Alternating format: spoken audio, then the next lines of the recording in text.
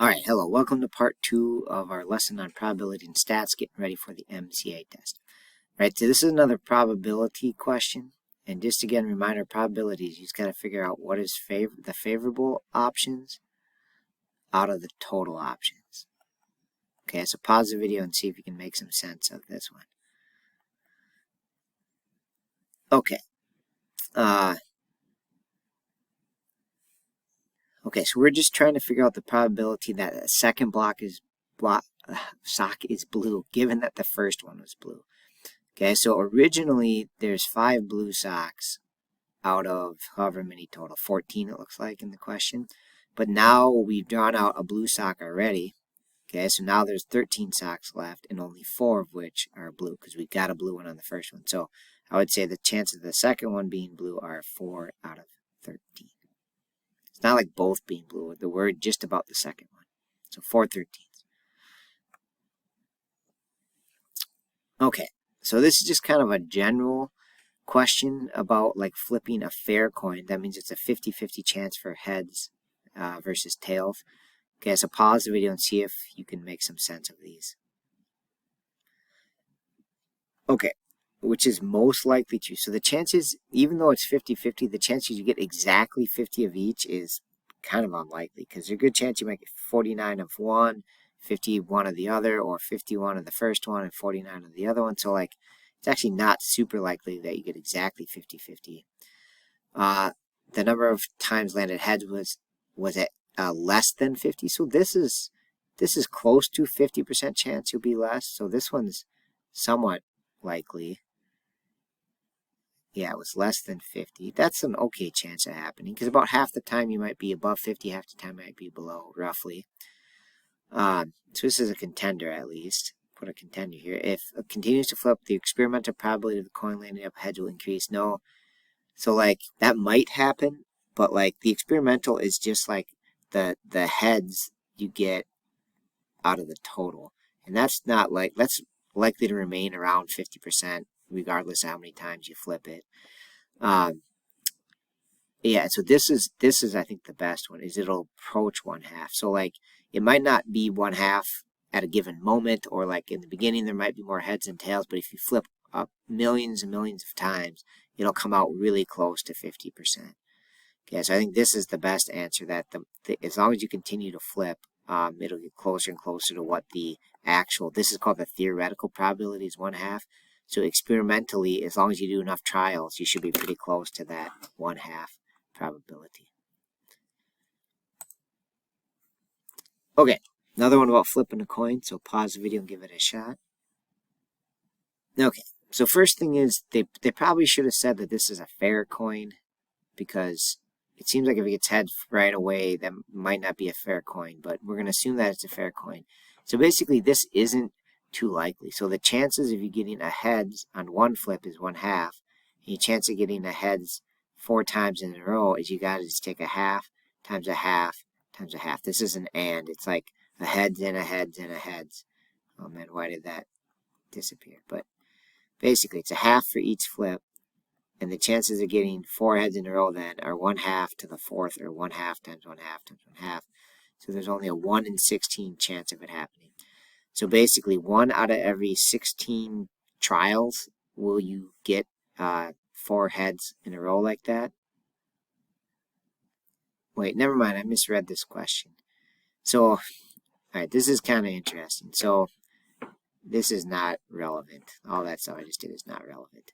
Because it says theoretical probability, expect heads to be the result. So, okay, so even though we got heads 4 times in a row, if we assume it's a fair coin, getting a bunch of heads in the beginning doesn't make it heads more likely. It just means we kind of got lucky with our heads early on. Okay, so if it flipped 4,000 times, theoretically we should still get about 2,000 heads. Okay, and this actually kind of combines with this last one, that like in the initial here we got a whole bunch of heads, right? Like kind of surprisingly, but if you flip it tons and tons of more times, eventually the heads and tails will start to even out. So even if we started off with a bunch of heads, if you do enough flips, it should come out to be about 50-50. Again, assuming a fair coin. I wish this question mentioned that, because otherwise it's hard to know the answer, but we must assume it's fair, so we'll say it's about 2,000. Sorry for all this mess. That is how you figure out if it's heads 4 times in a row, but that's not what is being asked here. Okay. This is actually a funny question. I had a buddy at work. If you can picture those candy machines where you like put in a quarter and spin the little wheel and then some candy falls out. This person was tracking how many pieces of candy they got. So one time they got 0, 2. One time they got 3 to 5 pieces. 3 times they got 6 to 8. 4 times they got 9 to 11. And so, yeah, my buddy did this just to try to figure out how much candy he could get out of a little quarter machine once. But anyways, it says, what's the probability of getting fewer than 3 pieces of candy? So not 3, but fewer than 3. So that's going to be here. That's fewer than 3. Or we could get more than 20 pieces of candy. So more than 20 that never happens.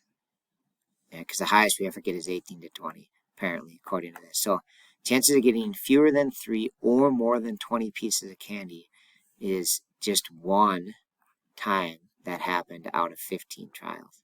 So I'd say this is just a 1/15 chance of happening. It's kind of weird that there's none that are more than 20. But if there was, you would just add these ones with however many are more than 20 and then do it out of 15. But here it's just 1 out of 15 because there's none that are more than 20. Okay. All right, so this one I remember was kind of a weird one. All right, and so what's weird here is you're doing sets of 5. So each trial is a set of 5, and then the numbers 1, 2, 0, 1, 2, 3, 4, 5 represent qualified, and 6, 7, 8, 9 represent non-qualified. We want to know that the chances you get exactly 3 of 5 that are qualified. So basically, you got to go through each one of these trials and count how many trials there are. So 1, 2, 3, 4, 5, 6, 7, 8, 9, 10. So in these 10 trials, how many times you get exactly 3 of 5 that are qualified. So basically, these numbers represent qualified. So if I go here, that one is going to get a star because it had exactly 3 that were qualified, the 1, 4, and the 2. Here you have that one. I think that one counts because 0, 2, and 4 are all considered qualified. Here your qualified ones are 1, 1, 5. So that one counts because you get 3 out of 5. Qualified, qualified, qualified, qualified. That one is 4 out of 5, so that one doesn't count. Qualified, qualified, qualified, qualified. That one doesn't count because that's 4 out of 5. So here you just have 1 qualified, I think, so that one doesn't count. Here the 3 and the 2 and the 0 are qualified, so that counts. That's 3 out of 5. 1 and 3, so that one doesn't count. That's just 2 of them. Here you have the 0, the 1, the 3, and the 1, so that one's 4 out of 5. That doesn't count. This one counts. The 5 counts. So that one would also be 3 out of 5. So we get 1, 2, 3, 4, 5. So there's 5 out of 10 where exactly 3 out of 5 are qualified. So our chances of 50% chance of getting one that is 3 out of 5 qualified people. Okay, next up is yeah, so this is it should say this here, but your dart's randomly hitting, and we want to know what are the chances we land inside one of these gray circles. And just if you forgot area of a circle, it's pi radius squared. I think this is actually on the MTA formula sheet if you forget it. So you just got to do the favorable, which would be the 3 gray circles over the total. So pause the video and give this a shot. Okay. So the radius of the large circle is 15. Okay, so its area would be pi times 15 squared, or 225 pi. So that's our total area, is the whole dartboard. Okay, and then favorable are these little gray circles. So we just got to look at the inner circle has 4 inches for the radius. So their area would be pi times 4 squared, which would be 16 pi. But then we got to take it times 3 because we have 3 of them. So that would be 48 pi. So our chances of hitting randomly in the gray is 48 pi over 2, 25 pi. And kind of nicely, the pi's cancel out here, which is kind of handy, to be honest. And then from here, we can just reduce this fraction. I think they're both divisible by 3. So we could do 16 over, what is that, 75. And then, I don't know if that, I think that doesn't reduce any further. So we have a 16 in 75 chance of hitting randomly in the gray. Okay.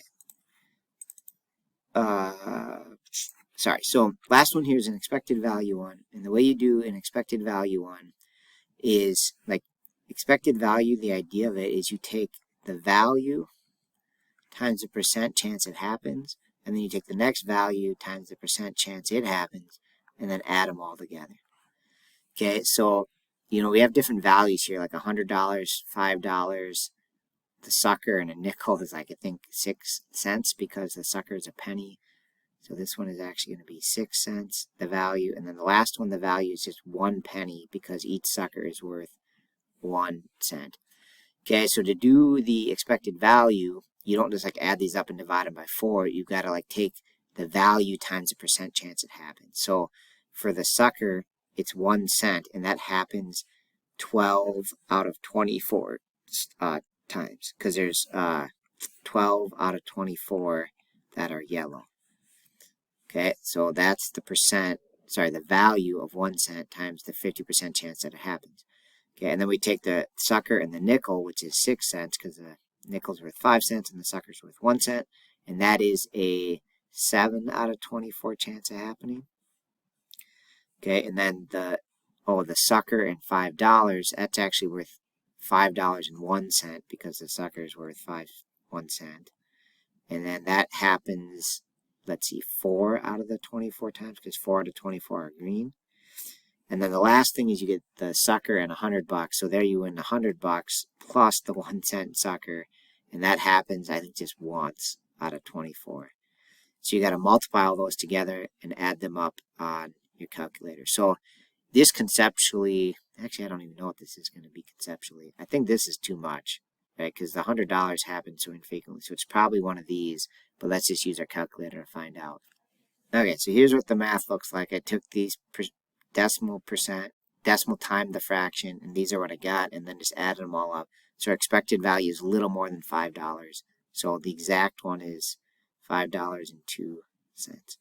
And so that's kind of a tricky one, but if you see expected value, again, the trick is the value times the percent chance that it happens.